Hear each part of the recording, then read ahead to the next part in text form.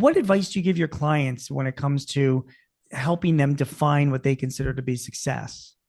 The first thing that I would say, Gene, that's important for every leader to get for their business, and here's a plug again for the multidimensional applicability of the book. This applies to every aspect of a person's life, but in the Mhm. business context, I write a lot and talk a lot about this thinking right to left.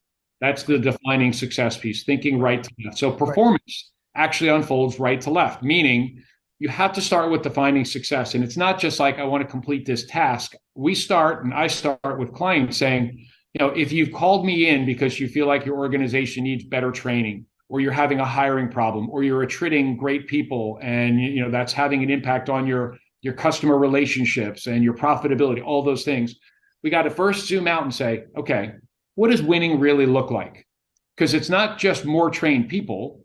It's what are the business outcomes that you're not getting that you need to see more of. So the first thing is that could be our organization's vision. Are we really clear on that? What's really the purpose of our organization? And today, as we're recording this conversation, there's a lot of instability, there's a lot of uncertainty, there's a lot of non-linearness that's going on in the world right Sure. now. Sure. Everybody's trying to reinvent. So the first thing is we have to start by defining what are the outcomes that are most important to the business. Then and only then can we really talk about how do we move the needle closer to that. You know, when I look at my life, Andrew, like a number of years ago, I kind of set up, I did exactly what you had just said. I mean, I said to myself, this is what I want to achieve to consider myself to be a success. Okay. So I'm 58 now, which is not unlike a lot of the leaders that you're working with. I feel like I have achieved those goals at the age of 58.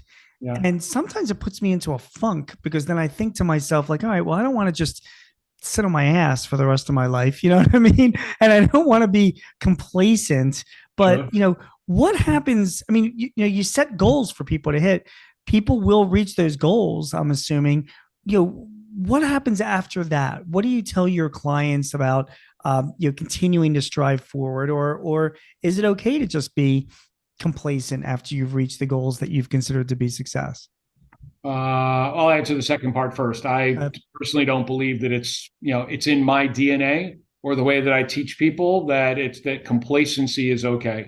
That doesn't mean it's not okay to take your foot off the gas pedal from time to time. High performance doesn't mean pedal to the metal all the time. I use the phrase healthy and high performing. That combination is really, really important mentally, physically, emotionally, spiritually, healthy so that we can be our very best in the work that we do.